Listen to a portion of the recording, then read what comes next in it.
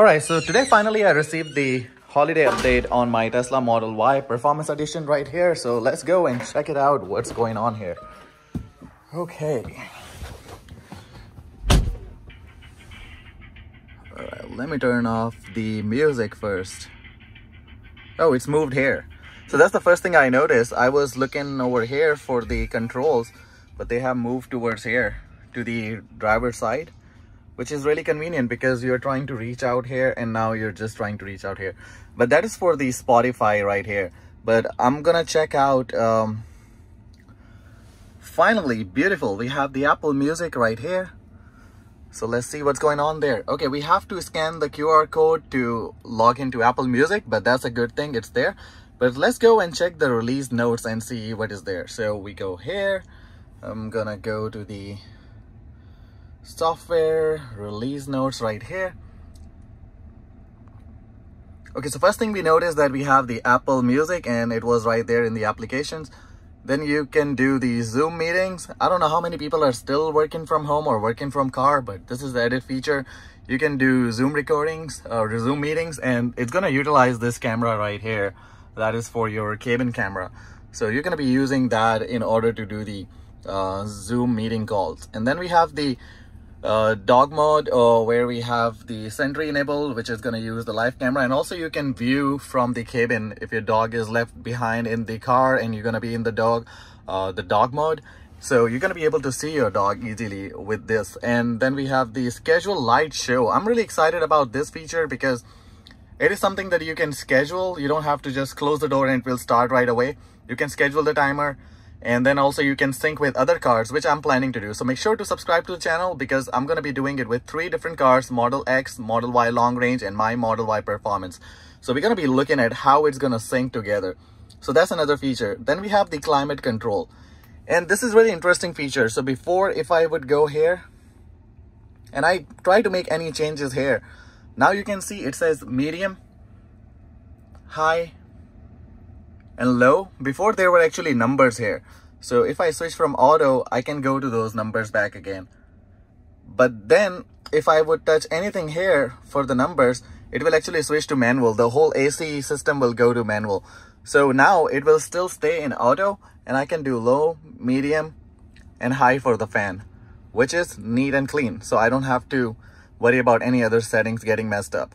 If you still want to get the numbers, you can go turn it off, the auto, and you have 2, 3, 4, 5.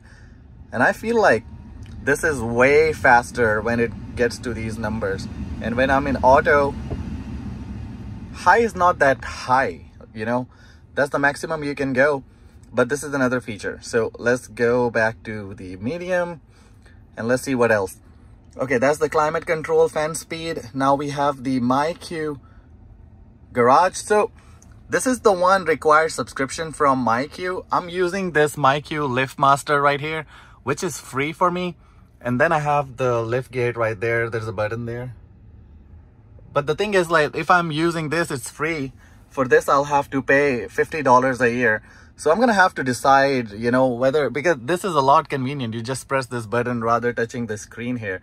So this is the edit feature. If you don't have the garage door opener, maybe then you can just go and pay for the subscription. But it's the edit feature, so that's good. It's more than welcome to have more features. Then we have the turn signal, and this is incredible because I would do the turn signal and then I change my lane and I'll have to manually turn off the signal, you know, bring it to the middle so that it turns off that right or left signal. But here now, if you change the lane, it's going to turn off that automatically, which is pretty neat. So you press this, you change the lane, and it goes back. Look. I'm not driving right now, but we'll see about that. Next thing we have about the game, and it is some improvements. I have never played this game, but it's there. If you guys play it, it has some improvements. Okay, now we have a track mode, and what it does is, like, it gives you the performance data. So let's say if we go here, press this car button right here, controls, and then we're gonna go in the pedal and steering, and you have the track mode right here. I can see the track mode is not enabled. I believe I have to go in the sports for that. Not really. It didn't do anything. I'm usually driving in the chill and the comfort mode, but even doing this doesn't do anything. So I'll go back to chill and comfort, and then probably I'll have to customize it. And as you can see that it has whole sort of data about the braking, handling, stability. It has a race preset, it has a drift preset. So you can have post-drive cooling. This track mode is incredible. So that is going to help for those people who really hungry about the data and performance. So you can check that here by enabling it. Okay, next thing, let's go. We have the call transfer. It will confirm when you're transferring the call from your phone to the Tesla system. Then we have the contact lookup. You can look up your contacts. These are not the major tweaks, but they're there. The media controls that I showed you earlier, it's right here instead of being here. So that's a neat thing right there. Then we have the emission testing mode via mobile app. So if you go to the cell phone application, you can do this. Before, it used to be in the toy box right here. You had this emission.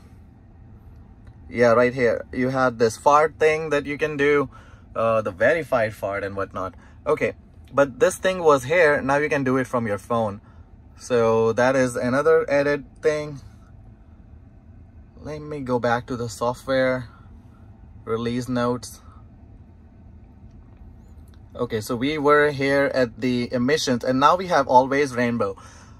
Before, you would engage the autopilot, and then you will tap like 4 times down in order to activate this autopilot mode and with the rainbow. Now you can just be in autopilot and it will show always rainbow. What you have to do is go here in the toy box and go towards the rainbow road, and you can do this always rainbow. And now whenever you're driving, you're gonna have this rainbow when you're in the autopilot. So just double tap. Now you don't have to do 4 times tap, because that was kind of little dangerous, because you're already in autopilot and you're doing 4 times, you know, the tap bottom, this stalk here. You don't have to do that anymore. So that's neat and a lot easier to engage. So that is there. Now let's go back to that. I want to go to release notes. Okay, so that's all it is covered here. And I'm going to be testing each and everything on the road. So make sure to hit the like on this video and subscribe to the channel, because there's a lot more content on the way. And I hope you guys have received this update, because some people were saying that they have not received it.